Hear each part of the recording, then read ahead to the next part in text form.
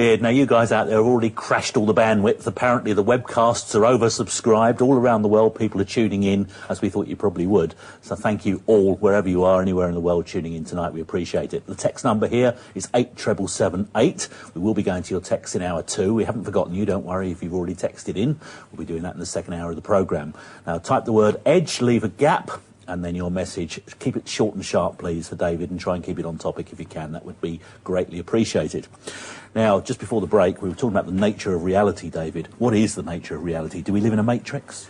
Well, we live in an illusory reality in the sense that, you know, quantum physics has shown that this world is illusory in the sense that science says that this physical world is made of atoms, right? And well, that's quite soft. I'll give it one on them. This floor seems very hard. But everything in this world that appears so solid, including us, is made of atoms. And atoms have no solidity. They're pockets of energy. That's all they are.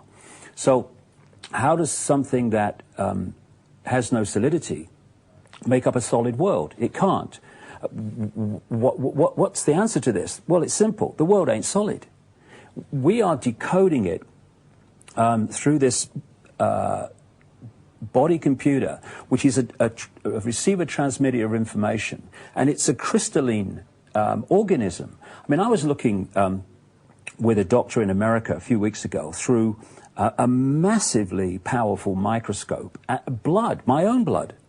And if you go, if you magnify enough, what does the blood become? Becomes crystal. Right? DNA is crystal. That every cell, and we have trillions of them, the membrane of every cell is crystalline. We are crystals decoding and receiving information. So, put it this way. If you said to someone, what is the internet? They'd say, oh, well, it's websites and graphics and colors on a screen. Yeah, it is. But the only place that the internet exists in that form is on the computer screen. Everywhere else it's electronic circuits, etc. People say, okay, tell me about television. Oh, it's moving pictures on a screen. Well, it is, but the only place that television exists in that form is actually on the screen. Everywhere else it's electronic circuits and broadcast frequency fields. And what the television and the computer are doing, the great example with the television, it's receiving information in a frequency form, and it's decoding it into pictures on the screen. That's what we're doing. In a much more sophisticated and much more advanced way, we are taking frequency fields, vibrational fields, and we are turning them into this apparently solid but not so holographic, illusory reality, which only exists not only on our screen, but only exists in a series of micro frequencies that we call visible light. Because, you know, as I was saying in that clip from Brixton, people think they see with their eyes, but they don't. The eyes are part of the decoding process, but it's the brain that constructs reality. This is why a hypnotist can intervene in the decoding process by implanting the belief. The belief is a program. It makes the brain decode reality in accordance with the belief. This is why religious beliefs, political beliefs, scientific beliefs, all these cultural beliefs are so powerful in imprisoning people in this false reality and these belief systems, these prison cells. And what a hypnotist is doing is implanting a programmed belief which then decodes reality to fit. So, someone's eating a potato. I've seen this happen. And they're eating a potato. The implanted belief by the hypnotist is that they're eating an apple. So what do they taste? They taste an apple, yeah, because the brain's decoding system has been programmed to read that and not what it's really being sent. Now, you take that over the wider scale of society.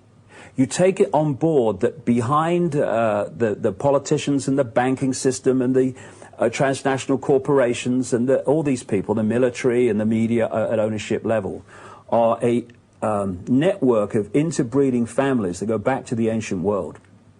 And they understand, at least the core of them do, that we are living in this illusory matrix decoded reality, and the mass of the people are told from cradle to grave that this is all real, this is all solid, and there is an out there world which actually only exists in here. We think it's out there, it's an illusion. And so when you have the understanding of how reality works and how we're decoding it, and you're a few, and the people you're manipulating do not, then you are suddenly in a position of fantastic power. And so suppression of this knowledge by the inquisitions, by the colonial powers going into countries and destroying the native knowledge and the knowledge passed through the shamans and the native channels of information as it passed through the centuries, they attacked that and they targeted that because they didn't want that stuff to be understood and passed on. Knowledge is power. They wanted to then replace that with a fake reality, a fake science, a fake version of history, which keeps people in constant states of bewilderment. And so when my journey led me to start to understand the nature of reality, then from that perspective, you can start to understand why society is structured as it is. If you've got a transmitter-receiver that is in optimum mode and optimum efficiency, you are going to access levels of understanding and levels of awareness that you're not going to if your receiver-transmitter system is in a state of imbalance, a state of disharmony, a state of like having a computer virus in it. And so what is this? It's a crystalline organism, but it's also an electrochemical organism.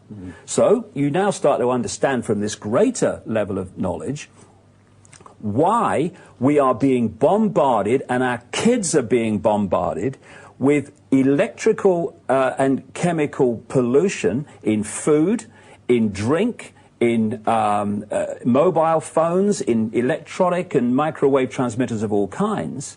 And we are being destabilized in terms of our maximum efficiency to decode and experience reality and to understand reality and to have a clarity of perception. And this is the key to the whole conspiracy. It is controlling our decoding system. So we decode a tiny range of frequencies. This is the box that we live in. These are the belief system prisons we live in, instead of opening our minds and accessing a vastly greater level of awareness and perception.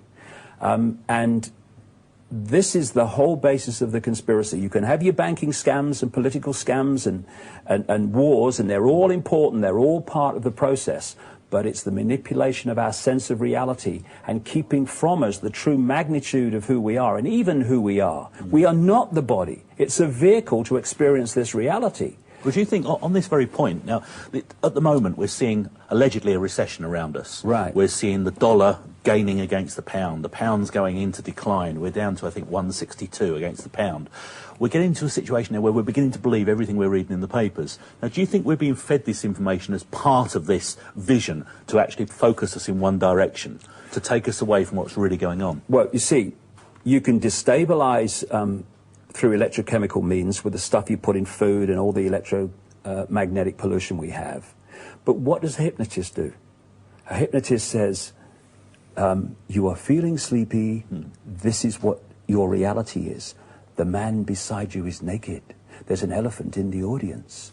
Now, what's happening to us all the time through verbal manipulation, verbal programming, is we are being bombarded for 24/7 through the mainstream media, which is nothing more than a public relations office for the official manipulated version of reality, which is why when anyone steps out of the norms like I did and I have, they're immediately ridiculed by the mainstream media because the norms in society are where the media take its point of reference. So a few years ago, a few centuries ago, today's